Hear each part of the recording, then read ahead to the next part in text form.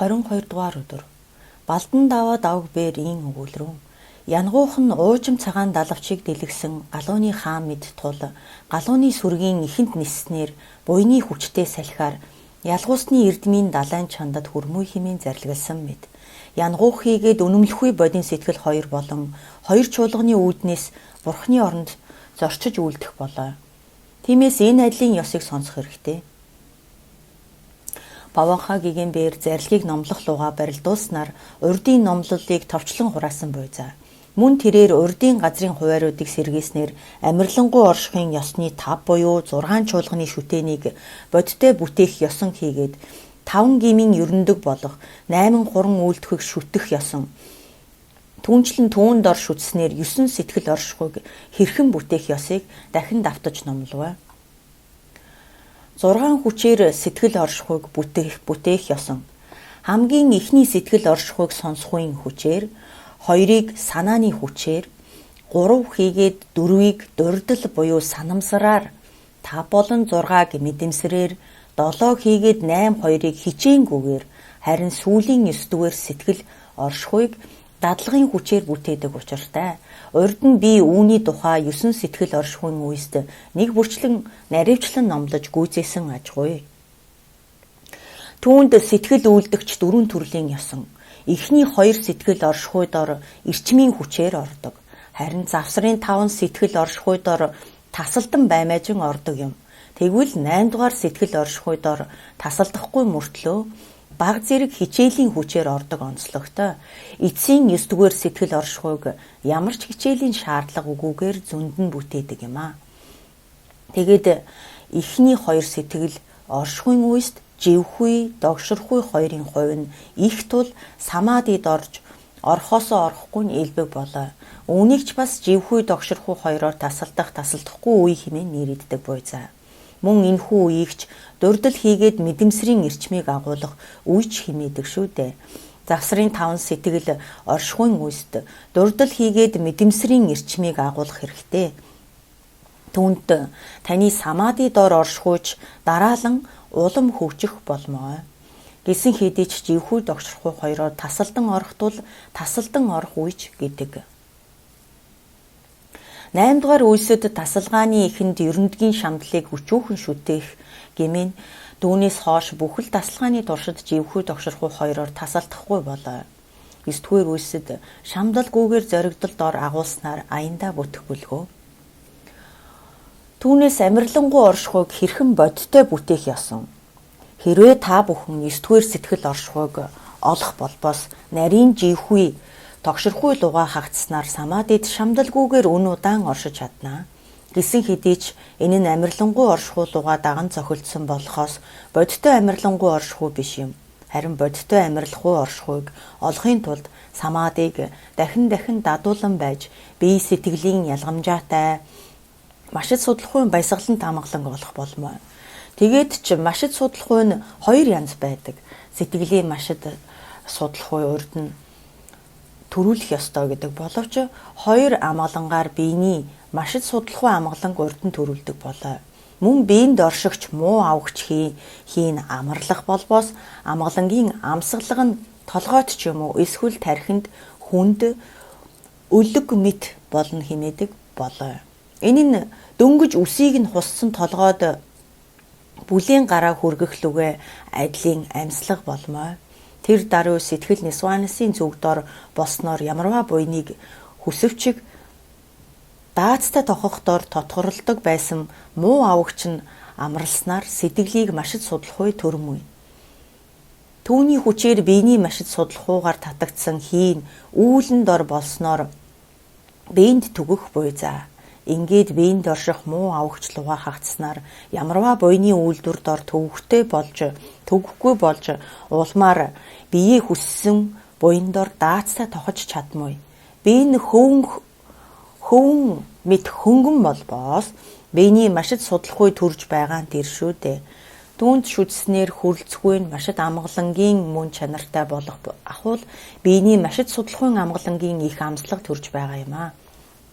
Тэр цагт тэгш агуулах аваас өөрийн биеийн тэргүүтний үзэгдлээс бусад аль нь ч ургахгүй болсноор эцэстээ бие чинь зоригдлын шүтээндээ шингэх болмоо. Сэтгэлийн машид судлахуйн баясгаланд амгалангийн амслаг гэхээр төрөх гэмэн сэтгэл танд баясгалангаар бэлхах болно. Түүгээрч барахгүй зоригдолдоо ч оршиж чадахгүй хүрнэ. Тэгээд сэтгэлийн машид судлахуйн баясгалангаар бэлхахаас сэрэх гэмээр амгалан чинь өчүүхэн болсон мэт санагдах юм. Энэ айдлын агаараа сэтгэл чинь зоригдолд ор баттай орсноор самади луга дахин зохилдсон хөдлөшгүй машид судлахуйг олж байгаа нь тэр юм аа. Тэр цагт та бүхэн анх дугаар даяаны чухал бэлтгүйг үл чадах үгийг хураасан амарлингуй оршихуйг олноо. Үүгээр ертөнц хийгээд ертөнцөөс хэтэрсэн өдий төдий онолыг олохгүй байхын аргагүй мөр тул үл чадах үгийн хэмээн нэрийдсэн учиртай. Түүнээс чухал бэлтгэгчээс хойших нугуудыг дараалан бүтээснээр дүрстэй, дүрсгүй орны 8 амарлингуй оршихуйг бүтээх бололцоотой. Гэвч ингэх нь хэрэг тусаар өчүүхэн тул бид бүхэн түүнийг үүсгээд байх ямар ч шаардлагагүй. Тэрсүүдийнхэн юу ч үгүйгээс доошх элтэд болсон Нисванисыг төвчдөг бөгөөд ертөнцийн үзүүрийн оршихуйг олсноор Нирваны хутгийг олсон хэмээн эндүрдэг юм аа. Гэсэн ч төдийгөөр орчлонгоос гэтлээгүй бөгөөд сайшаах зохистойг сайшаах магтаалаас ялж төгс нөхцөн таны номонд эс зүгэлснээр эдгээр төрлөختөн мунгахгаар сохорсон бөгөөд хэдийгээр орчлонгийн үзүүрт хүрсэн ч зовлонг дахин гаргаснаар орчлон бүтээх болмоо.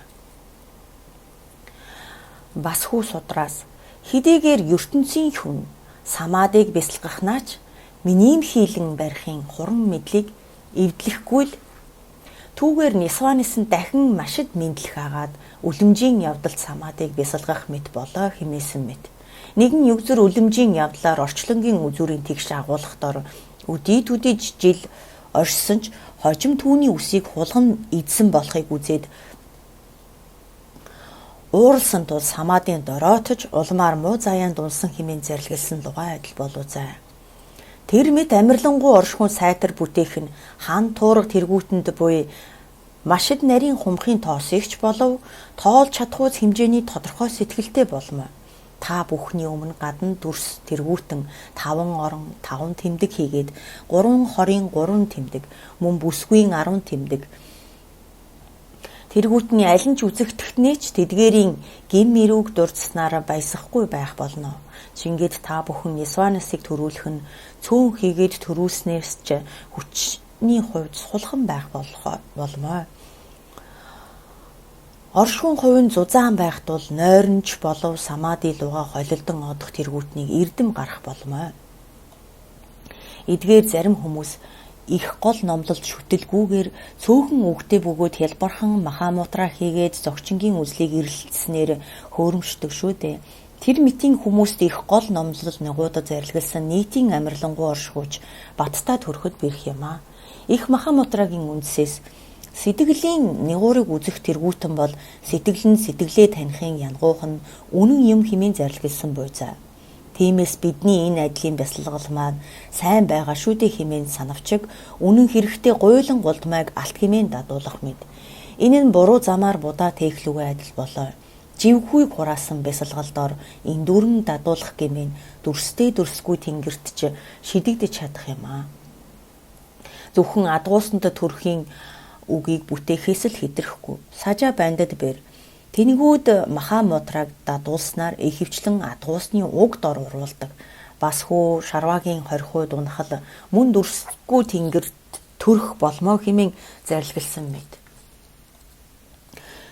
Төрийн эрхэм 3 зүйлийн аль наар нь ч эзлэгдээгүй баймаажин сэтгэлийн мөн чанарын өнгө болон дүрсгүйг ажиглаж урдах бодлын үргэлжлэлийг таслахгүй бөгөөд ирээдүйн бодлыг угтахгүй тэргүүтнийг мэдснээр бясалгахыг аядах нь хүмүүний насыг тусгүй хоосон барахаас өндөр мөр алинд нь ч зорчиж чадахгүй.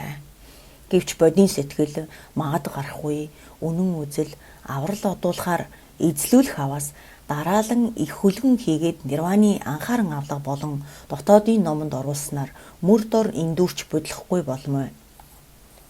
Хэрвээ тэр мэд бусаар тодорхой хоосон барилтгүй сэтгэлийн мөн чанар Тэргүүтнийг онох төдийгөр биед баригчийг яагаад ч хорлож хүчрэхгүй тул хамгийн цаандаж тэрсүүдийн үлэмжийн явдал мэт болохгүй гэмтэй шүү. Тийм учраас та бүхэн доорд мөрийг сайн мөр хэмээн барилгалгүйгээр үнэн мөр хийгээд гомоо мөрийн хоорондын ялгааг мэдэх хэрэгтэй. Билгүүний мөн чанар болсон үлэмж үзэхүй дор суралцах ёсон. Үүнд 3 хэсэгтэй бодгалын бие үгүйг нотлон буулгах, номын бие үгүйг нотлон буулгах, түүнээс үлэмж үзэхүйг хэрхэн төрүүлэх ёсон. Бодгалын бие үгүйг нотлон буулгах нь дотроо 2 хэсэгтэй огторгүй мэд тэгш агуулхыг тэтгэх ёсон, илэг байдлын даган олохыг тэтгэх ёсон. Огторгүй мэд тэгш агуулхыг тэтгэх ёсон. Үүнд 4 анис бий: хориглогдохууныг магдлах анис, түгээмлийг магдлах анис, үнэн нэгээс хагацсныг магдлах анис, үннээс хагацхыг магдлах анис. Тэр мэд амирлангуй оршихыг баттай бүтээсний дараа илтэд болсон Нисванасын толгойг дарах төдий ертөнцийн бүдүүн амирлангуйг байдалд үлэмж үзэхгүй тэргүүтнийг дадуулахгүй болоо. Бидний тусыг чухалчлахын хамгийн эрхэм зүйл нь нирван тул орчлонгийн үндсийг таслагч, бие үгүйгийн утгыг шинжлэгч, ертөнцөөс хэтэрсэн үлэмж үзэхүйг үүсгэх хэрэгтэй. Хэрвээ бид бүхэн түүнийг үүсгэж чадваас дээд бодтой суур тэргүүтний тухайд дадуулахгүй ч орчлонгийн гмийг дараалан няцаах болно. Сайшаах зохистойг сайшаах магтаалаас таны заасан номыг даган одогчд самадигийн бодтой суурийг олохгүй ч шулмас нүдэрээ харах лугай адилын орчлон тэдгэрийг буцааж үйлдэх болоо хэмээн зарлигласан мэт гүнзгий хоосон чанарын утгыг нотлон буулгах хэрэгтэй. Хэрвээ түүнийг эс онвоос нирваныг олох арга үгүй бөгөөд ялгуустын хүүгүүдийн явдалч тэмдэг төдий болмоо. Хос далавч үгүй шувуу шиг арга бэлгийн өрөөсөглөөр бурхны газарт орчиж чадахгүй шүү дээ. Арга нь бодийн сэтгэл, харин бэлэг нь хоосон чанар юм аа. Тиймээс тэр хоёр дор өрөөсгөлгүйгээр суралцах ёстой. Богдлан бэр. Ахуй ёсыг оногч бэлгүүнийг төгсөхгүй яваас магад гарахгүй бодийн сэтгэлийг дадуулсан ч орчлонгийн үндсийг таслан чадахгүй шүү дээ. Тиймээс шүтэн барилдлагыг онох арганд шамдаарай хэмээн зарлигласан мэт. Хоосон чанарын утгыг болгоох дор тэнэгэлцэх нь биед баригчийн хувцсыг урах мэд өндөрт хяар цохиулсан ургац лугай адил юм аа хэмээн зарлигласан буй за. 400 бадагтаас өчүүхэн буянтангууд ч энэ номонд үл тэнэгэлцэх болоо. Хэрвээ тэнэгэлцэх бол орчлонг тас татаж үлдэх болмоо хэмээн зарлигласан байна. Тэгээд жинхүү чуулганд орших хэрэгтэй. Чанх, эс буруу, эрхэм зарилгийг таалсан дээд төрлөختний шүтээснээр хоосон чанарыг үзүүлсэн хувьцыг олох хэрэгтэй. Чингээд та бүхэн чуулганыг хурааж, төвтгэрийг арилгаж үйлдээрээ мөн лам ядам хоёрыг ялгалгүй хэмээн асар ариун үзлийг үндэснээрээ төрүүлснээр уг чуулган нугуудыг бүрдүүлэх шаардлагатай. Хэрвээ та бүхэн тэдгэрийг бүрдүүлж чадахгүй аваас ямар ч онолыг төрүүлж чадахгүй. Хэдийгээр худагтын орны 4 тогтсон тааллын тус тусын үзэл нөгүүд нь харилцан хоорондоо зохилдохгүй мэт байдаг ч тэдгэрийн дотроос хамгийн эрхэм нь төв хэтрүүлэгчийн үзэл болоо. Гагцгүй тэр үзэл нь хоосон чанарын шүтэн барилдлага хийгээд шүтэн барилгын хоосон чанарын утгыг номлодог билээ. Бурхан багш шав нарынхаа оюун ухааны дээд доод дарааллаар бодгалын бие дор шунах шунлыг буцаахын тухайд анхлан дан ганц бодгал нь үлгийн талаасаа хоосон хэмээн үзүүлсэн төвхтэй. Ингэснээр оюун ухаан нь арай дээр боломогцсон ном нэгуудыг үнэнд бүтсэн үгийг ялгах ялгааг заасан юм аа. Хэрвээ оюун ухаан нь дээд болгоовоос үнэн үгүйгч мөн чанараасаа бүтсэнийг шүтэг тэргүүтнийг заадаг болоо. Харин оюун ухаан нь машид дээд болох ахвал хамаг номыг мөн чанараасаа бүтээгүй үзүүлдэг нь ялж төгс нөхцөний тааллын туйл юм аа. Тэгээд ч бурхан багш бэр өмнө зүгийн Веда химээх орон нутагт цогт төгөлдөр химээх гэрлэн алдарших нь түүний лус химээ нэрлэх бөгөөд тэрээр буй үгийн зүгийг өвдөх болно химээснэр буй химээхийн хязгаар хийгээд үгийн хязгаарыг төвчих, ялгуусны тааллын тайлбар дор хань луга хагцсан гэдэг Бивангардын гомлөдөв дор үзүүлсэн түүхтэй. Тиймээс бид бүхэн түүнийг өлмий даган бараацснаар үзлийг эрэлцэх хэрэгтэй. Харамсалтай нь тэр үгүйгээр тус тусын шин бөгөөд хэтэрхийг үнзгий үзэл гэгддэг нь олон бий. Гагцхүү Людвийн таалаллууга зохилдвоос туйлн болоо. Харин түүний бусд нь ялгуусны тааллыг магттай буруугаар өгүүлэхгүй за.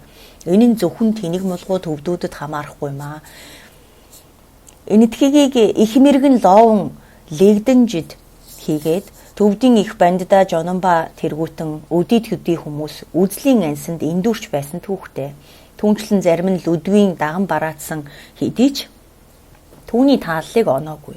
Тэрч байтугай зарим нь Людвиг даган бараадаагүйгээр үл барам түүнийг няцаагчдаж гарч ирсэн юм. Людвиг түүний шавнарын ёсонд харгалзахгүйгээр түүний гадуур явагчд нь өөртөө үзлийг урлагчд болоо. Ловн даваа давг бэр.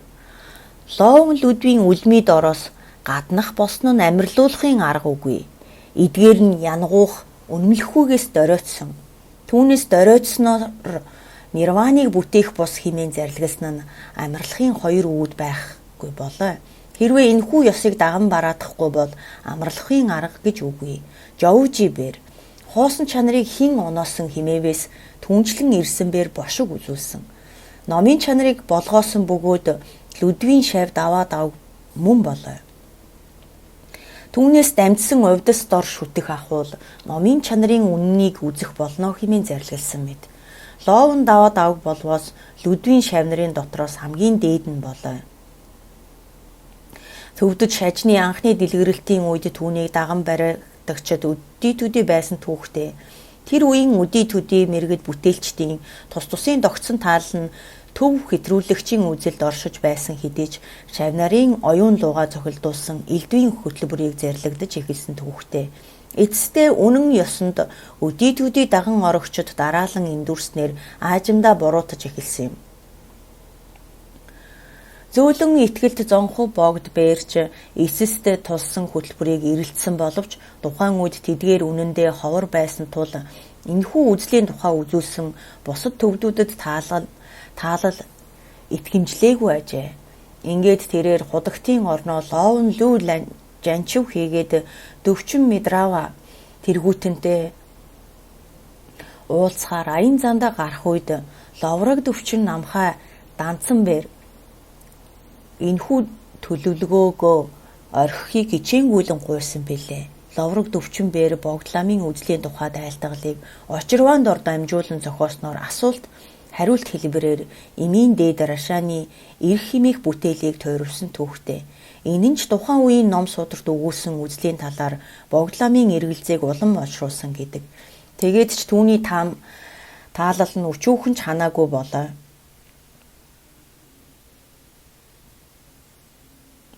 Чингээд зонхуу богд бээр лам хийгээд манжшир хоёрыг ялгалгүй хэмээн сойрхол тайлбаж хураах хийгээд арилгахыг хүчтэй хатуугаар өн удаан үйлдэж мөн зоригдлыг тэтгэх нугуудыг зохион байж манжширын нигуурыг бодтой болгосон юм а. Ерөнхийдөө 3 төрлийн нигуур учрах ёсон бий. Эхнийх нь дотоод судлалд хий орших үед нигуур учрах болоо. Хоёр дахь нь бясалгалд сэтгэлийн мэдрэхүйдор нигуур ургахыг үзэх юм. Сүүлийнх нь эргэтний мэдрэхүүгээр хүн хүнээ үзэх мэд илтэд болгох ёсон байдаг үлээ. Харин манай богдлам сүүлийнх нь ёсоор болгоосон бөгөөд манчиртай багш шав учирсан лугай адил болцсон ажгүй. Богдлам бээр манчираас үзлийн тухай бэрх анс нугуудыг асууж байсан бүлгөө.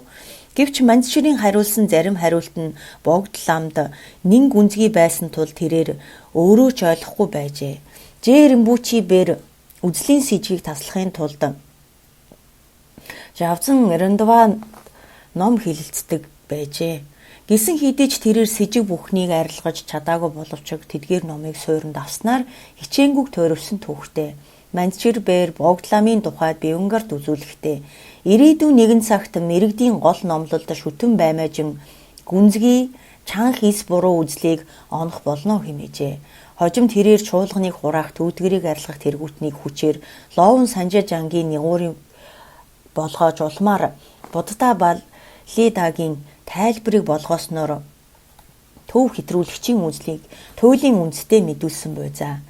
Тэр үед тэрээр худагтын орны өдий төдий бандада бүтээлчдийн нигуурыг болгоодог болжээ.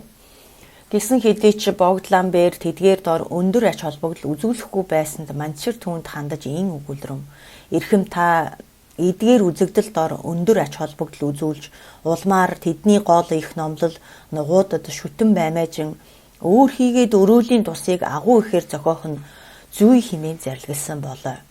Тэр мэд төв үзлийг чанх ис буруугаар онохын цагт тэрээр Бурхан багшид тааллын сүжиг нь ихэд мэндэлснээр шүтэн барилгыг зарилгалахын үүднээс сайн номлолын магтаалын шин буюу шүтэн барилгын магтаалыг тойрвсон түүхтэй энэхүү номыг нэгэн гуйрамчбээр уншиж байхыг бодон цоглоон амжилт сонссноор эхлээд Лүдвийн зохиолч юм уу эсвэл Ловн Даваадагийн зохиолч юм болов хэмээн гайхширчээ. Гэвч уг зохиолч нь номынхоо сүүлд Лүдв хийгээд Даваадагийн номлол шүтснээр тойрвсон гэдгийг сонссон ажгүй. Чингээ цоглоон амжилбээр тэр хоёрын аль нь ч тэрхүү номыг тойрваагүй юм байна гэж мэдсэн юм. Тэгээд цоглоон амжилбээр мөнөөх гуйрамчнаас хэн энэхүү номыг зохиосон бэ гэж асуулаа. Богд зонхов хэмээжээ. Ингээд бодон цоглоон амжилбээр Римбучи дээр няцашгүй сүжгийг төрүүлснээр түүнтэй уулзгаар морилсон боловч тэр үед манай Богдлан бусдын тусын тулд арилсан оронд аль хэдийнэ заларсан байв.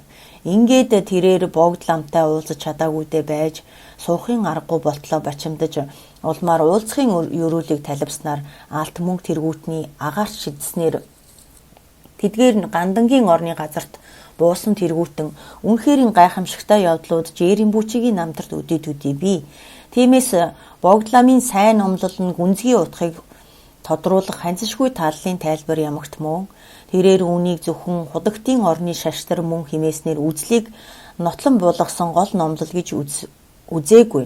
Түүнчлэн тэрээр энэ мэдчлэнгээр ихэнх гол номлолуудыг шалгуур дор зохиогоогүй буйзаа. Харин түүний оронд тэрээр өөрийнхөө ядан Манчираас зөвлөгөө авсан билээ. Манчир бээр Богдламд хандаж өгүүлрүүн. Ловн Даваадаг болбоос Бурхны орны асар шинжлэгч ба хатан зүрхтэй өндөр газрын бодисод байгаад Гомб Лүдвийн гүнзгий үзлийг зааж ариужуулахын тухайд энд морилсон учиртай. Тиймээс түүний гол их номлол нь эндүүрэлгүй ёсон хэмээн зарлигласан болоо. Энэ нь ч учраас тэр Ловн Даваадагийн гол их номлол хийгээд лам Манчирийн зөвлөгөө хоёрыг шалгуур дор зохиосон бүлгөө. Манай Богдламын үзлийн аймгийн тухай үзүүлсэн эрхэм зарлиг болон их хүлэг номлуудад нь бид бүхэн ихчнээ санахгүй тэргүүтнийг үйлдсэн ч ойлгох оноход асар бэрх шүү дээ. Яагаад гэвэл эдгээр нь асар гүнзгий тул ойлголтыг хялбархан төрүүлэхэд үнэхээр хэцүү юм. Гэсэн хэдий ч ахин дахин нэгтлэх аваас бусад номлолд байдаггүй тодорхой ба гүнзгий ялгаа олныг үзэх болмоо. Тийм учраас хоосон чанарыг сонсохоос гарсан бэлгүүн тэргүүтнийг дараалан төрүүлснээр ойлгох болно. Бодгалын бие үгийг нотлон буулгах. Бие бээр Римбучигийн таалал дор суурилснаар товчлон хурааж айлдах гэмээн 400 бадагтаас дурдъя. Анхлан буян бусаа буцаах бөгөөд завсарт нь биеийг няцааж үлдээрээ эцэст нь нэг үзлээр бүгдийг буцаахал түүнийг мэдэгчт нь мэрэгэн болоо хэмээн зарлигласан мэд.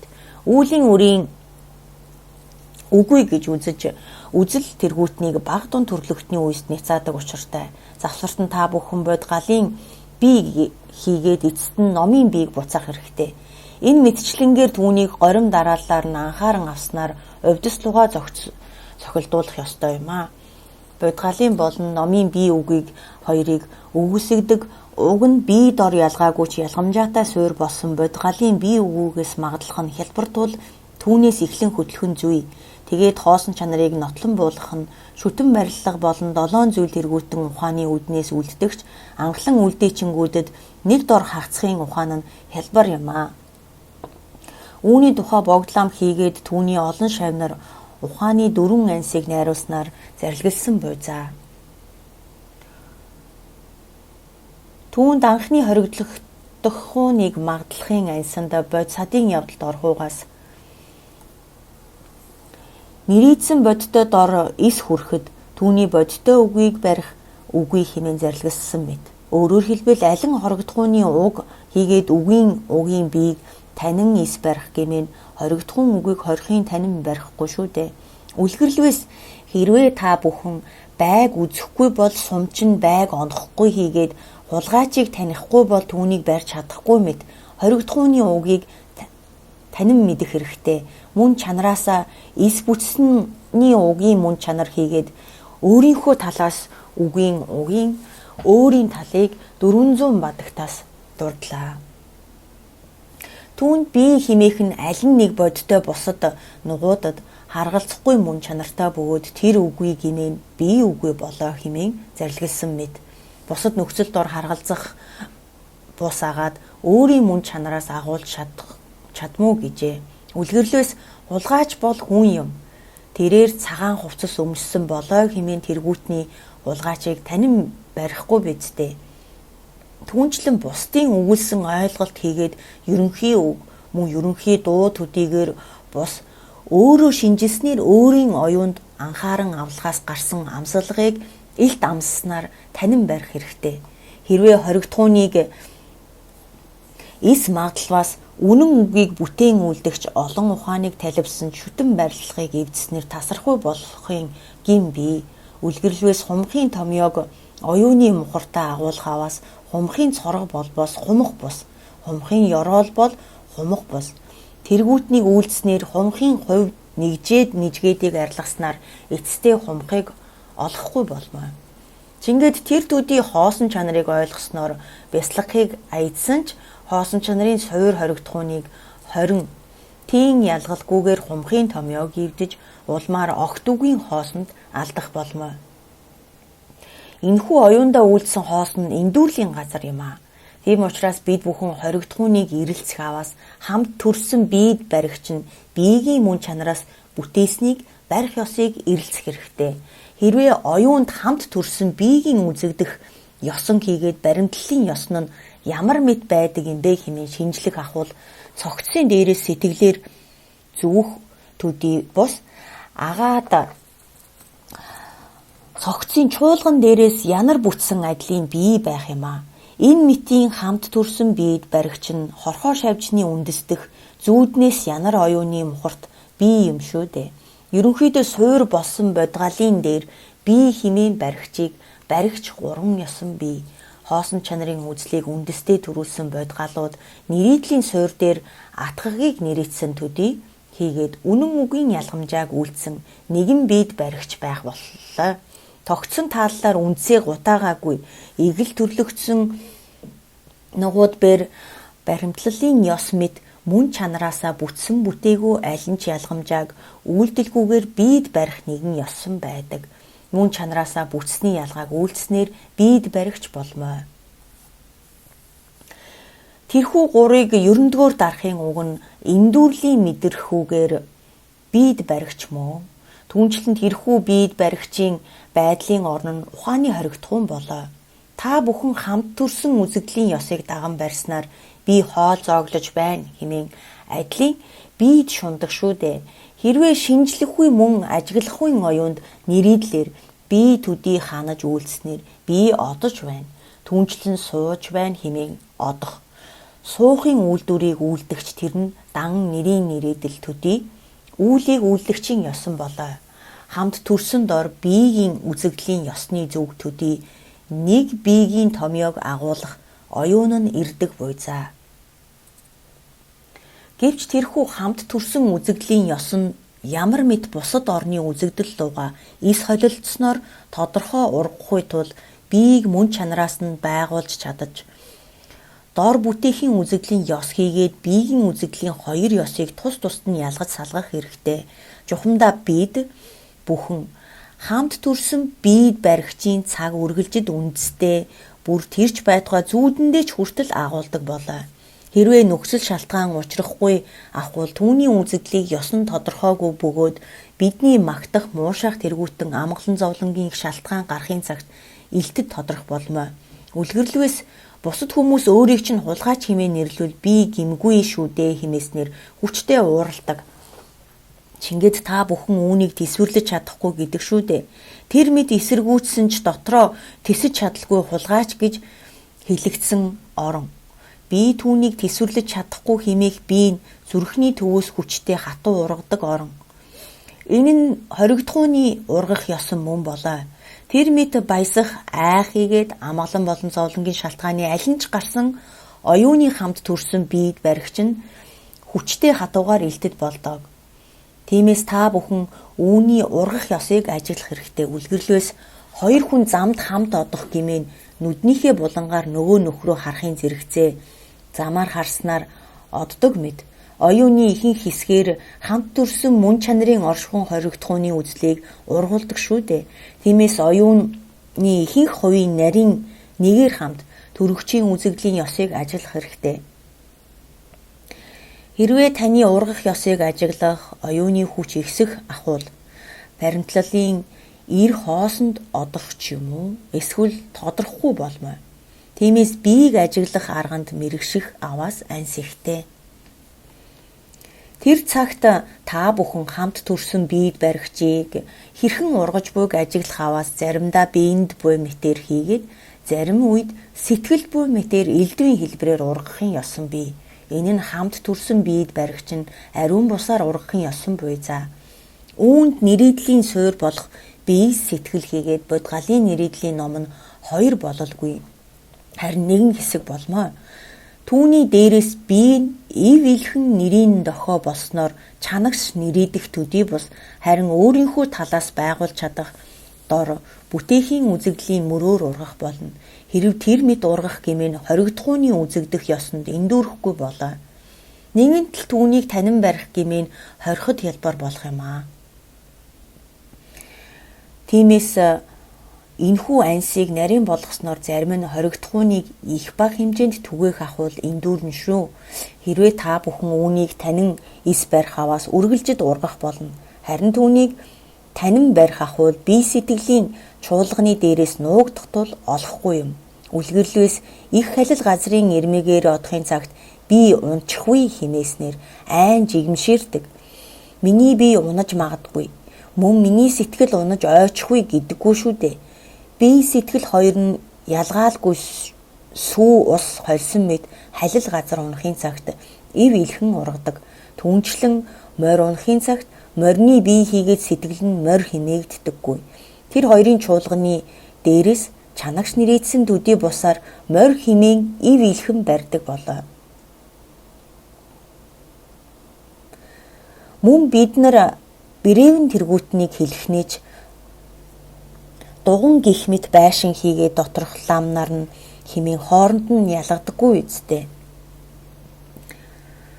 Нэрийдлийн суурь болсон сав шимийн чуулганы дээрээс сэрак хийгээд бэрээвэн хэмээх газар ив илхэн ургах болмоо. Тэгээд л энэ мэдчлэнгээр дахин алддаг шүү дээ. Басгүй гавж хэмээн нэрийдэх нь гавжийн бие сэтгэлийн чуулганыг нэрийдлийн суурь дор үлддэг болвоо. Гэвч бусдад үл харгалзах үйл ив илхэн ургадаг юм. Товчл бас гитстан жамийн болон бээр зарилгалсан мэт ямарваа номыг энэ хийгээд тэр хэмээн нэрлэгддэг. Нэрийдлийн суурь нь орны дээрээс ургаснаар ухааны хоригдохууны эцэст тулах юм аа.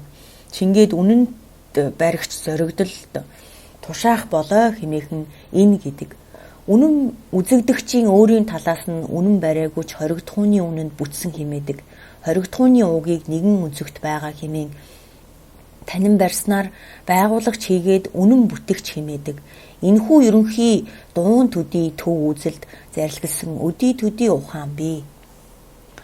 Үүнийг хичнээн шинжилэхээр аядсан ч үг төдий одсноор үнэнд бүтээгчийг яагаад ч хорлож чадахгүй. Хоригдохуун өөр дээр бууснаар ургахгүй. Бие болоо хэмээн шинэ хоригдохууныг оюундаа засах аваас түүнийг шинжилж үйлдсэн ч оюундаа үйлдсэн мэт одох юм. Товчл бас жавжин лувсан чойжиж янсан бээр бид мэтийн иглийн төрлөختөн дор өдгөө үзэгдэл ургахын ёсноос бусад шинжгүй хоригдохуун үзэгдэл үзэгдлийг ёсон ургахгүй. Иглийн төрлөختний үндэст бусад мэдэгдэхүүний мунхагаар бодлогдсон ирэхээр орны үзэгдэл юу ч үзэгдсэн үнэндээ үзэгдэхийн тулд болоо хэмээн зарлигласан мэд.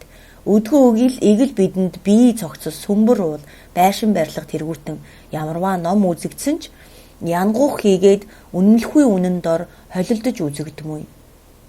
Тиймээс бид бүхэн үзэгдэл ургахын хувь төдийг үнэндээ үзэгдэх хийгээд энэ төдий хийгээд үнэнд үзэгдэхгүй угийг ялгахын арга үгүй.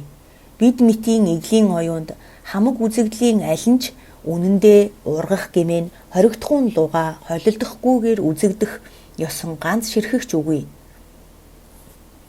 Тийм учраас бидэнд үзэгдэх ёсон нь өөрийн хоригдохууны үзэгдлийн ёсонд үзэгдэх буюу мөрийн үнэнд бүтсний үзэгдлийн ёсон юм а.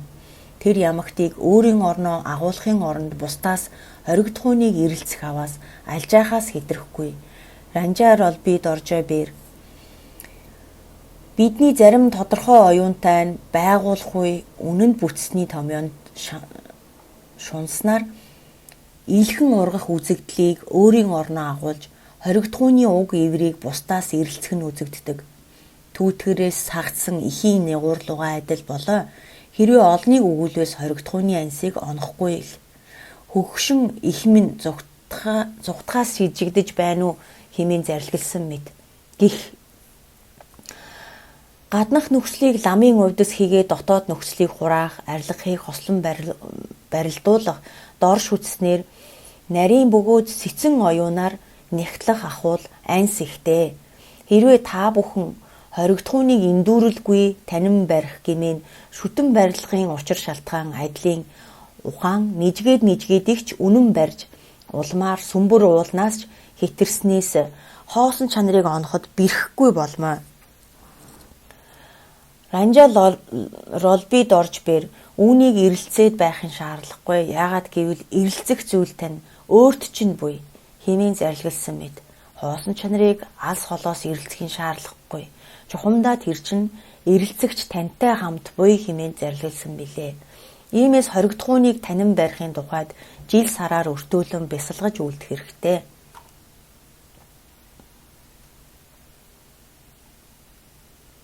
Түгээмлийг маглах анис. Тэр мэд урд номлосон мэд хоригдохууны ерөнхий утхан дор эндүүрэхгүй оюун ургах ахуул тэр адилын хамт төрсөн биед баригчийн барьсан бие нь мөн чанараасаа бүтэх болоо. Энэ нь нэрийдлийн суур хийгээд мөн чанараасаа нэг болсон тус тусдаа алинд нь ч бүтэх болно. Энэ хоёроос бусад гурав дахь цогцос гэж байхгүй. Ерөнхийдөө тэрхүү ном байх гэвэл нэг ч юм уу эсвэл олон байх албатай шүү дээ. Мөн ерийн тэр мэтийн түгээмэл бүтэх аваас өрмөцийн зүйл үнэн байхнаач нэгэн үнэн ч юм уу эсвэл олон үнний аль нэг нь байх албатай. Энэ адилын түгээмэл нь лавтай байснаар бие байгаа хэмээхийг хойших цогцос хийгээд мөн чанараасаа бүтсэн нэг болон тус тусдаа аль нь ч болох зохисгүй юм аа. Тэр хоёрын аль нь ч болохгүйгээр тэр үгүй болмоо хэмээн лавлан шийдэх хэрэгтэй. Маглалыг татхан түгээмлийг маглалахын анс болмоо. Та бүхэн энэхүү ансыг ганц 2 хоног төдийд бясалгалгүйгээр баттай маглалыг олох хүртлээр дадуулах хэрэгтэй.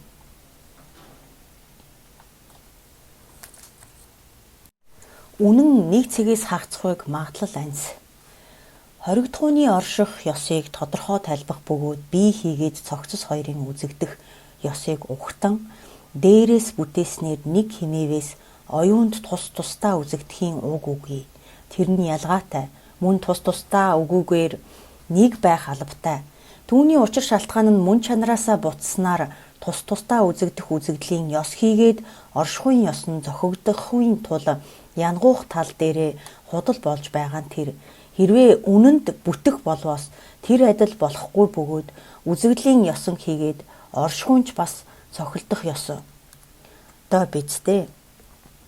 Тийм учраас биеийн ам авах нь ямар ч тус үгүй. Мөн биеийн цогцос хэмээхийн цагт цогцсын цогцос хийгээд биеийн бие хэмээх өгүүлэх нь ялгаа үгүй болсноор бие хийгээд биеийн цогцос хэмээхийг тус тусдаа агуулгын утга үгүй болоо. Бэлгүүний үндсээс чухал авагчаас бусад дор. Бие буйг үгүйсэхийн цагт чухал авагч нь ямагт бие мөн хэмээвээс таны биеч мөн чанараасаа байхгүй хэмээн зарлигласан мэд. Чухал авагдахгүй чухал авагч бие, амтан, гишүүн, гишүүнтэн нэгүүд нэг болохын гим гармай. Түүгээрч барахгүй биеийн зохицослуугаа нэг болох тул төв үзэлд орохугаас хэрвээ зохицын бие нь мөн бөгөөс түүний тулд цогцос дээр нь олшрох тул тэдгээрийн биеч гэсэн олон болно шүү дээ хэмээн зарлигласан мэд. Басгүй 5 цогцос байгаа мэд биеч урдынхлуугаа адил болно. Мөн ганц бие нүгүй мэд цогц нь урдынхлуугаад нийцэхгүй бөгөөд нэгээс хидрэхийн гин агуй. Түүнчлэн 5 цогцос байгаа гэмээн хийн хөвлөд төрөх авах нь утгагүй болно шүү дээ. Басгүй бие хийгээд бие хоёр нь мөн чанараасаа нэг юм бол үхсний хойно хүүрийг чинь чандралснаар үнс болохын цагт бие нь галт шатаж улмаар үнс болохын гин бие. Түүгээрч барахгүй бид хойд төрөлдөө төрөл авахтаач бие маань ч бас төрөл авах болно бидтэй. Басгүй бие нь төрөл авахын уг үгүй мэт биеч гэсэн төрөл авахын уг үгүй болохын гин бие. Бие нь дүрсгүй оронд төрөл авахгүй гинтэй болмоо. Мөн бие нь өглөг болохын гин бас байгаа. Хэрвээ бие хийгээд сэтгэл хоёр нь нэг мөм ахвал сэтгэл даарж өлсөхгүй юм. Тэгэхээр бие нь даарж өлсөх үгүй болох бидтэй. Тэгэхвэл халуун хүүтэн өлсөж цангах тэргүүтний үед бие даарж өлсөж байна хэмээхэн таарахгүй болохын гин бие. Хэрвээ биеийн бие хийгээд сэтгэл хоёрыг нь нэг мөн хэмээвээс биеийн бие хийгээд биеийн сэтгэл хэмээн тус тусад нь ялгаад байхын хэрэг үгүй гин байгаа юм аа. Басгүй биеийн зогсос өөрийнхөө талаас бүтснээс нэг болох хэмээвээс орон цаг хийгээд хувь бүгд нь нэг болох албатай юм. Бэлгүүний үндсээс хэрвээ зогсос хийгээд бие нь мөн чанараараа нэг болохвол бие нь мөн чанараасаа төрөх хийгээд эвдэрхийн жамтай болмоо хэмээн зарлигласан мэд. Зогсос бол төрхийн хийгээд эвдэрхүү мэд биеч гэсэн төрж эвдэрхүү болно. Түнчлэн төрсний цогц нь урд хойно үргэлжлэн тасархын ёсоор төрж эвдэрх болмоо. Тиймээс биеийн ч үргэлжлэл тасархын ёсоор төрж эвдэрснээр хэтэрхийн гин буй за. Урд хойд төрлийн бие нь урд хойд төрлийн тус тусын цогцос хийгээд мөн чанараасаа нэг болох аваас урдын төрлийн бие хийгээд энэ насны бие хоёр нь мөн чанараараа нэг буюу тус тусдаа байх болно. Хэрвээ бие нь нэг болох ахвал урдын адгуусны төрөлд хэлгийн тэнгийн зовлон амсаж байсныг ч энэ насанд амсах хэрэгтэй болно шүү дээ. Өдгөөгийн хүмүүний амгаламж бас урдын адгуусны төрөлдөж амсах хэрэгтэй хэмээвээс хэтрэх болмоо. Хэрвээ урд хойрдын төрлийн бие нь мөн чанараасаа тусдаа болох аваас төв үзэл доодхугаас дурдхад майдэр хийгээд нэрва гэд шүтээний ном нугууд нь тус тусдаа бодгаал тул нэгэн үндэстэй бос буй за.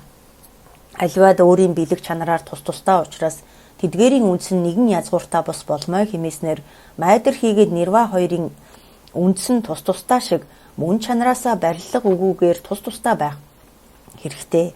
Мөн урдын олон төрлийн дурдах мөн зөв бэлэгтэй байх нь таарахгүй байхын гэмт гарнаа. Бэлгүүний үндсээс хэрвээ урд хойдын бие нь тусдаа байх бол өдгөөгийн болон урдын бие нь үгүй болно. Түнчлэн бие нь урд хойдод орших болсноор урдын төрөлдөө үхэхгүй бөгөөд энд төрөхгүй. Мөн биеийн үргэлжлэл тасарч үл шамшаагдмыг. Бусад бээр үйлснэ нь үйл нүгүүдийг бусад бээр тус тусад нь амсах болмоо хэмээн зарлигласан мэд. Үйлдсэн үлийн нүгүүд нь шамшаагчдын гин гарах юм аа. Хэрвээ урдын бие нь хойд төрлийн биеийн үрийг амсах гэж гэмээн тэр мэд мөн чанараараа бүтсэн бос бодгалын хураасан үлийн үрийн мөн чанараараа бүтсэн босод бодгал амсах болмоо. Үүгээрээ үлдэгдээгүй үйл лүгээ учрахын гин гарна шүү дээ.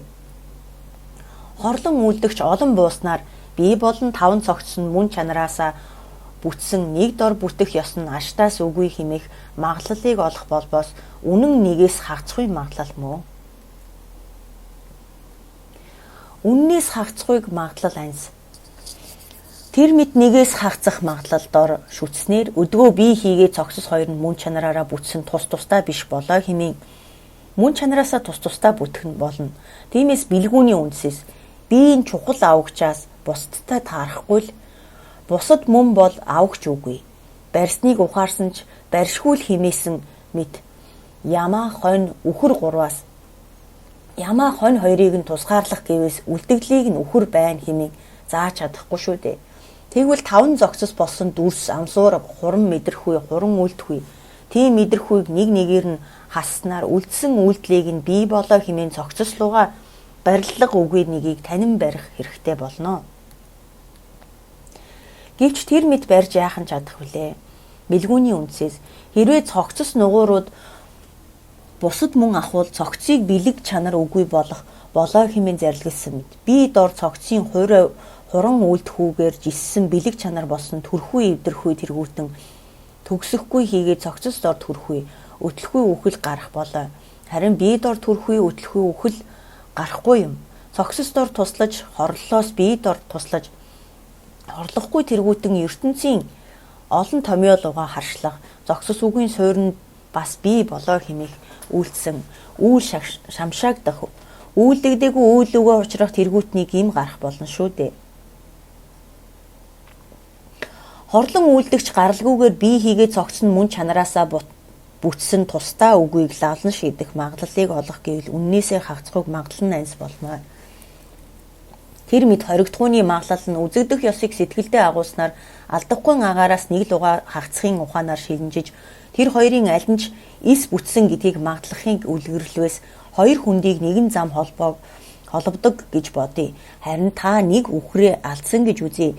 Чингээд та энэ хүндийд байхгүй байна хэмээснээр цаашид хоёр хүндийд ирэлцээд эс олох болбоос ирэлцэхүүнүүдийн угийг байхгүй байна хэмээн бодол ив илхнээ төрөх болмоо. Хамт төрсөн өөрийгөө инхрийлэн баригчийн шунлын орно нь би юм аа. Биеийг нүдэрээ үзэх ч юм уу эсвэл гараараа барих зүйл биш шүү дээ. Эсвэл би нь хоосонд одсноор үгийг магадлах гэмээн төв үзлийг олж байгаа нь тэр цагт хурц эрхтэнтэй хүмүүс их дадлагын эрхээр инхри эрдний олсон мэт болдог. Харин мохоо эрхтэнтэй хүмүүс инхри эрдний гэрд алдсан мэт айж зочдог тул аль нь ч гэмгүй юм. Урд зонхуу богд бээр Сэра чоодон хийдэд үзлийн тухай хөтөлбөрийг хайрлахын үед Жээ шарав синг үзлийг онсон гэдэг.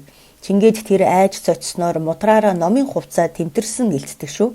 Тэр үед богдламын таалал ихэд баяснаар нартангаас ирсэн хүү үзлийг хувцснаасаа олж химээн зарлигласан болоо.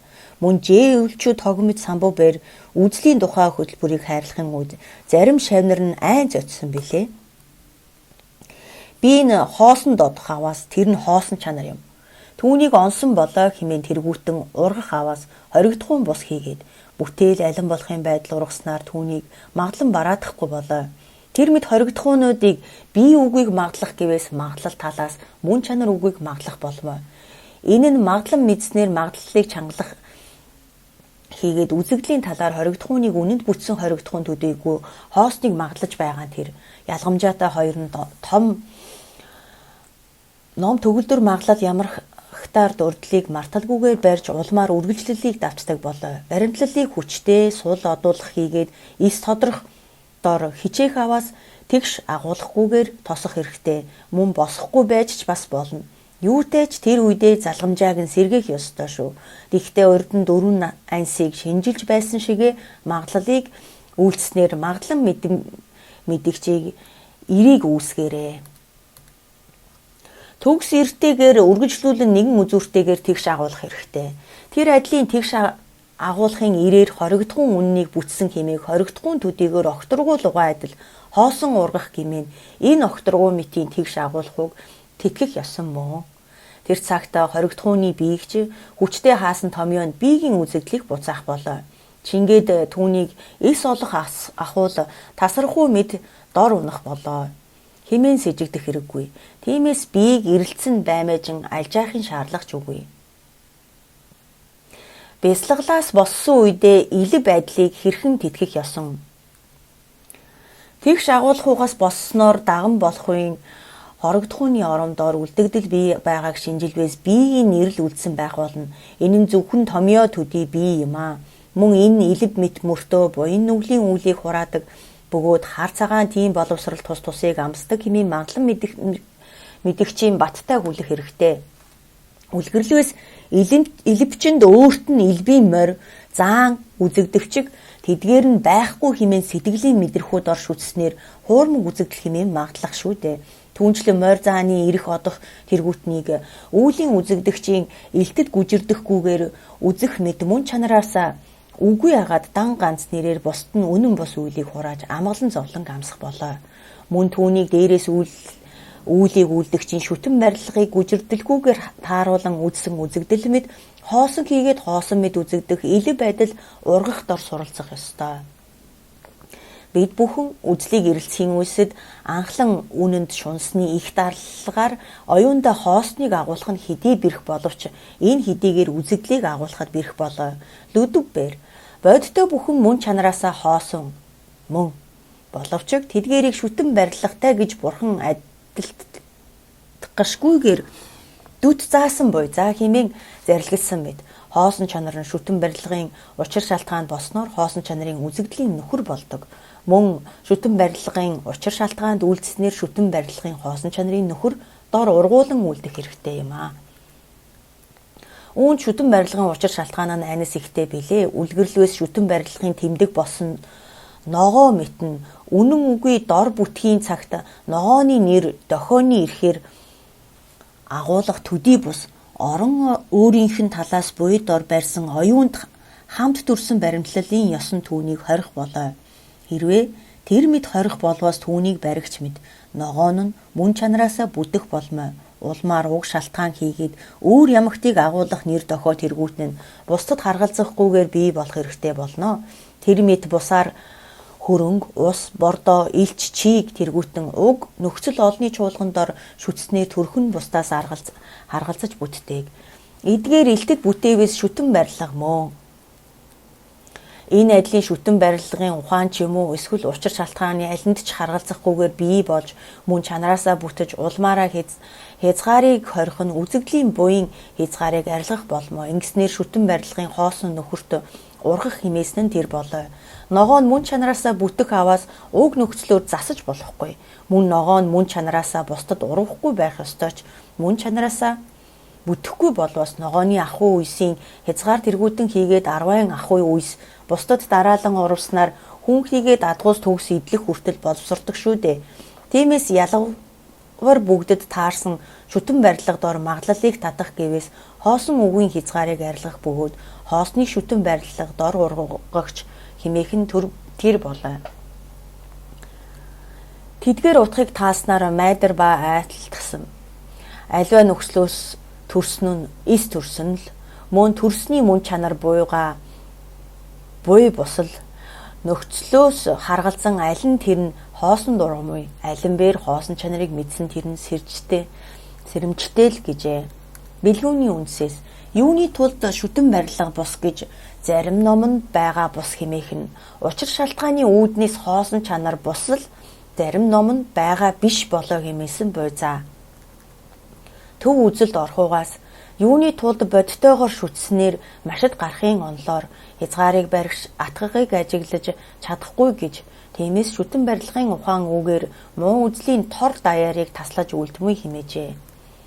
Богд Ламбер хизээд даруй агуулахгүйгээр нэгэн зэрэг хуурмаггүй шүтэн барилгыг үзснээр маглан мэдгчээр орны баримтлал бүхнийг эвдэх тэр цагт үзлийг шинжилхийг төгсгөнөм байна. Басгүй үзэгдлийг буян хязгаарыг арилгах хийгээд хоосон үгийн хязгаарыг арилгах хагаад хоосон чанарын уг хийгээд үрийн ургах ёсыг мэдэх аваас хязгаарыг баригч үзлээр булаагдахгүй болоо хэмээн зарлигласан юм аа. Тэр мэд хоосон чанар хийгээд шүтэн барилгах хоёр харшлахгүйгээр нэг нэгнийх нь нөхөр болгох ёсыг маглах маглал олох гэмээн уг тэргүүтний үйлдэлийг үйлдэхийн шүтэн барилгыг маглан мэдэх болном. Чингиснэр та бүхэн хоосон чанар хийгээд шүтэн барилгыг үнэлснээр хилэнцгийг дэвчиж буйныг бүтээг мөн асархуй нэгүүлсэнгүй бодийн сэтгэлийн суртахаал сэлцээг гарын авлага дор аль чадгаараа үйлдэж арга билгийг өрөөсгөлгүйгээр анхааран авч дор хичээх болмоо. Зарим тэр мэт үйлдэлгүйгээр үүлийн үрийг анхлан үйлдээчингүүдэд номонд барьснаар өөр өөрийн шавь нартаа ялгамжаатай хувьцыг тусад нь өгдөг бидтэй. Үүлийн үр үгүйгээр номыг номлох гэмээн тэрсүүдийн холдоо огоорогчд лугаа ялгаагүй болмоо. Номын бие үгийг хэрхэн нотлох буулгах ёсон үүнд хоёр хэсэгтэй. Хуран үйлснэ нь мөн чанараасаа үгүй хэмээн хэрхэн нотлон буулгах. Хуран эс үйлснэ нь мөн чанараасаа үгүй хэмээн хэрхэн нотлон буулгах. Хуран үйлснэ нь мөн чанараасаа үгүй хэмээн хэрхэн нотлон буулгах вэ? Дүрс нь мөн чанараасаа үгүй хэмээн хэрхэн нотлон буулгах. Мэдхүй нь мөн чанараасаа үгүй хэмээн хэрхэн нотлон буулгах. Төгөлдөр бус хуран үйлдэхгүй нь мөн чанараасаа үгүй болон хэрхэн нотлох буулгах гэсэн 3 хэсэг туваагдана. Дүрс нь мөн чанараасаа үгүй хэмээн хэрхэн нотлон буулгах тухайд тэр мэд урдын номсон лугаа адилаар бод гал нь мөн чанараасаа эс бүтсний утган дор мадлан мэдгчийг олсноор бусад аль нь ч номыг найруулж болмоо. Судраас дурдвал ямар мэд та бэр биегийн хуран мэдлийг мэдснээр түнчлэн бүхэнд оюунаараа найруулаарай хэмээжээ. 400 бадагтаас нэгийг үзсэн алин мөнөөр бүхнийг түнчлэн үзэхэл нэгийн хоосон чанар нь алин болбоос бүхний хоосон чанар ямагт болмоо хэмээн зарлигласан буй за. Тиймээс анхлан дүрсэн мөн чанараасаа үгүй хэмээхийг нотлон буулгаж бид мэтийн игэл төрлөختн нэгүүдийн үндэс нь мунхгаар бодлогдсон тул дүрс тэргүүтэн үзэгдэхийн цагт тэдгээр нь өөрийнхөө талаас бүтсэн мэд үзэгдэх болоо. Түүнээс бусад үзэгдлийг ёс гарахгүй билээ. Тэр мэтийн үзэгдэл нь хоригдохууны үзэгдлийг ёсон мөн болоо. Тиймээс тэр мэд бүтсэн үзэгдлийг хорих хэрэгтэй. Тэгээд ч ном бүгдийн өөр өөрийнх нь нэрийдлийг суурийнх нь хувь бусад нэгэн шүтснээр нэрийдлийн суурин дээр нэр дохиог агуулгах төдий шүтэн барилга мөн л хумх айдлыг жишвээс үзлийг олоогүй игэл төрлөختний мэдрэхүйн талаас хумх нь өөрийнхөө нэрийдлийн суурин дор нэрийдлийн нэрийдсэн ном төдий эс үзэгдснээс нэрийдлийн суур хийгээд нэрийдлийн ном хоёр нь ялгаагүй холигдсон мэд үзэгдмүй. Ингээд хумх нь нэлтэд бүтсэн дор үзэгдэх үзэгдэл нь түүний хоригдохууны үзэгдлийг ёсон мөн. Тэр мэд үзэгдсэн ч нэрийдлийн суурин хийгээд нэрийдлийн ном хоёр тус тустай байхын учир шалтгаанаар хамт дүрсэн үнэнд баригчийн баримтлал мэд хумх түүнийг өөрийн нэрийдлээр суур болбоос нэрийдлийн суур болон үнэнд бүтсэн нэг дор бүтэхгүй болоо. Басгүй хумхийн нэрийдлийн суурин тустай арилсан ном оромд дор хумх мэд тустай үзэгдэхийн ёсон байхгүй ажээ. Хумх нь өөрийнхөө ходоод цорго ёроол тэргүүтэн чуулганы бүрэн нэрийдлийн суур дор шүтснээр хумхын томьёо нь бүрэн үзэгдэх бөгөөд янгуух төдий тэр дор агуулах болоо. Мөн хумхын өөрийн нэрийдлийн суур хийгээд үнэн бүтсэн нь тус тусдаа эс бүтсэн юм аа. Тэр мэд байх болбоос ерөнхий баав тус тусдаа алин болох хэрэгтэй л бидтэй. Түүнчлэн тэр мэд бүтэх ахвал үнэн бүтсэн нэг нь тус тусдаа алин болохоос үл хэтрэх билээ. Хэрвээ тэр хоёрын аль нь ч болох үгүй аваас үнэн бус байх хэрэгтэй шүү дээ. Түүний учир шалтгаанаар хумх тэргүүтэн нь үнэндээ бүтээгүй юм. Товчлвоос хумхыг жиссэн дүрс тэргүүтэн ном бүгдийн нэрийдлээр суур дор шүтэх ёстой бөгөөд өөрийгөө байгуулж ис чадсанаар үнэн үгүй болмоо. 400 бадагтаас энэ бүхэн нь өөрийн ирэх үгүй бөгөөд чухамдаа бие нь байхгүй болоо хэмээн зарлиглжээ. Ерөнхийдөө хумх нь нэг мөнч өөрийн олон хувьд дор шүтэх ёстой мөн нэгэн мөнч чанараасаа бүтээгүү бөгөөд тэр хумх баг нь хоёр тус тустай юм аа.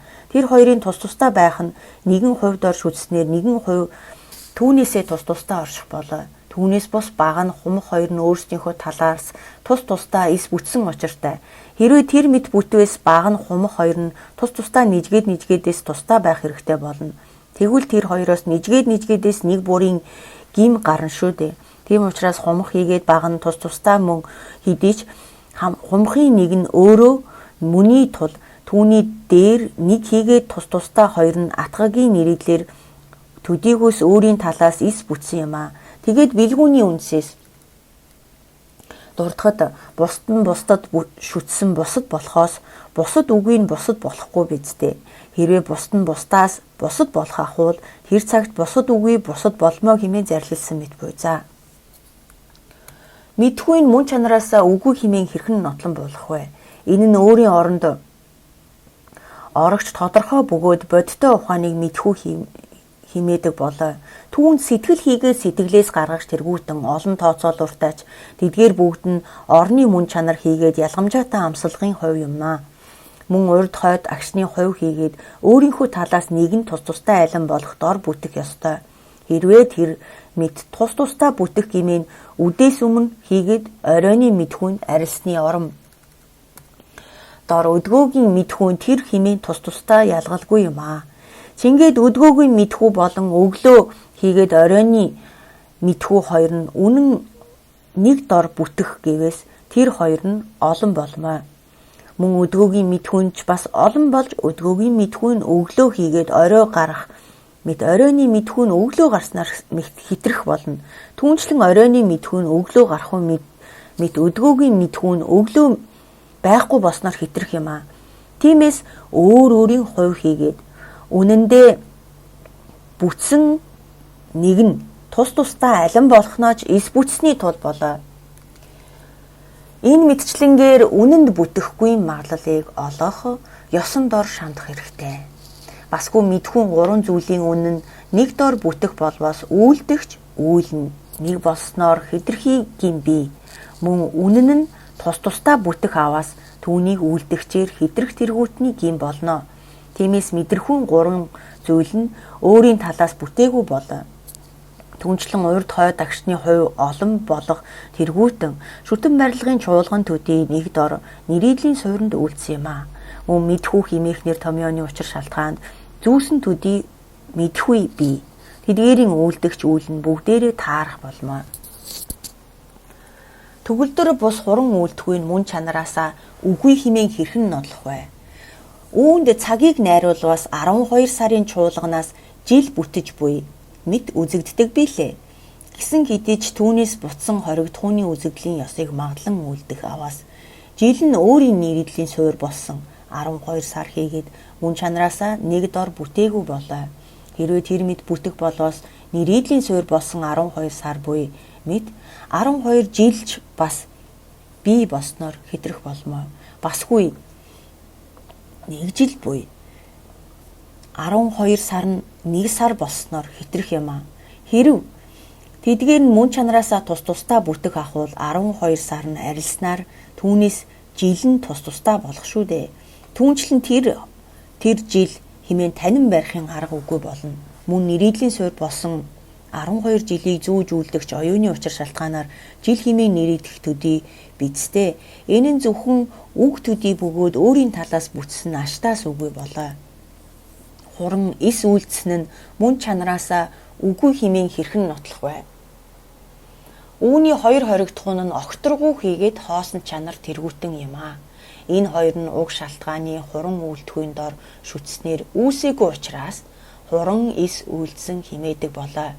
Үүнд огторгууг жишвээс хоригдхуун нь торж тулахгүй төдий агаад байхгүй хоригдхуун нь нэг дор огторгуу хэмээх томьёог агуулснаас бус огторгуйн баруун, өмнө, зүүн, хойдын хувь нугууд нь өөрийнхөө бэлэг чанараас бүтэх гэмээн зүүн баруун огторгуйн нэг болно. Хэрвээ тэр мэд болбоос зүүн төв болон Люповагийн огторгуйн аран ургахын цагт фаланжууд хэмээх баруун төвд тэгдэж гисэн наран ургах болно үсттэй. Хэрвээ тэдгээр нь өөрсдийнхөө бэлэг чанараар тус тусдаа бүтэх аваас хувь хийгээд хувьтны барилтлагын утга бусдад болно. Ингэснээр зүгийн завсар хийгээд дээд доод огторгуй хувь нугууд нь арилсны оромд орно. Энэ огторгуй байн хэмээснээр танин барих ёстой. Хэрвээ тэр үгүй аваас үнэн үгүй болно. Зарим нь хоосон чанар нь үнэнд бүтсэн хэмээн барих явдал болбоос машид мунхаг байгаагийн шинж юм шүү. Судраас би дор баригч үзлийг сүмбэр уул мэт барих нь хялбар болоо. Харин хоосон чанарыг үнэнд бүтсэн хэмээх нь тэр мэт бус болоо хэмээс нь тэр мэт барьж болохгүй гэж зарлигласан буй за. Тэгээд ч хоосон чанар нь нэрийдлийн суурийн үүднээс ялгасны хувь олон хийгээд хоосны суур дор чанагш их баг түгээхийн хувь олон бий. Тэдгээр нь үнэн нэг дор тус тустай алин болсноор бүтсэн бүтээгүү хийгээд номтон чанагш янагш харилцан хоорондоо харгалзалгүйгээр бүтсэн бүтээгүү гэдгийг шинжлэн мэдээрэй. Судраас хэрвээ та бүхэн дүрсийгч эс зориг аваас дүрс нь хоосон чанарын зоригдол дор үзэж яахан болох хэмээн зарлисан юм аа. Үлэмж үзэхийг хэрхэн төрүүлэх ёсон? Урд номлосон сэтгэл оршихуйн арга болсон 9 самадигийн үүднээс бүтсэн амарлингуй оршихуйн бэлэг чанарыг доройтуулаагүй машид судлахгүй төдийгөр үлэмж үзэхийг олохгүй болоо. Түүний дээрээс бодгалын бие үгийг жишг нь урд номлосон мэд 4 ансыг шинжлэхт орш үзснээр 5 зохицос дээр хамт төрсөн биед баригчийг барих мэд бие нь мөн чанараасаа аштаас бүтээгүйг магтлаарай. Тэр ямагтын зоригдолд дурдлыг марталгүйгээр барих хэрэгтэй. Чингээд мэдэмсрээр живхүй тогшорхуу хорсноор тэгш агуулаарай. Ингэснээр баримтлалын хүчийг суул хийгээд эс тодруулан үйлдэх болвоос дахин 4 ансыг шинжлэх. Тэргүүтэн дор урдын үйлдсэн мэд маглалын хүчийг олох хэрэгтэй юм аа. Тэр цагт нэгэн үзүүртэйгээр агуулаарай. Тэр мэд хоосон чанарын оршихуйн хувийг эрэлцэх ёстой. Хэрвээ оршихуйн хувийг олох ахуул баттай агуулan бясалгахан агаараасаа 4 анс тэргүүтнийг ажиглах хэрэгтэй болдог. Үлгэрлвээс салхиар хөдлөөгүй машид тунгалаг нуурын дотроос загас шумбах лугай адил болоо. Тэр мэд оршихуйн хувь хийгээд тус онох бэлгүүний үүднээс өн удаан дадууж үйлдэлснээр урдын номлосон мэд 9 сэтгэл оршихуйн эрэм дараалаар нь бүтээх хэрэгтэй.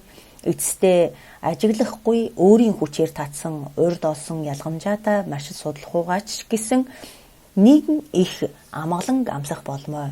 Чингээд ажиглан бясалгасан зүйлээ агуулan бясалгахын шамдал үгүй болмоо. Тэр цагт хоосон чанар дор зориулсан бодиттой үлэмж үзэхүйг олох болно.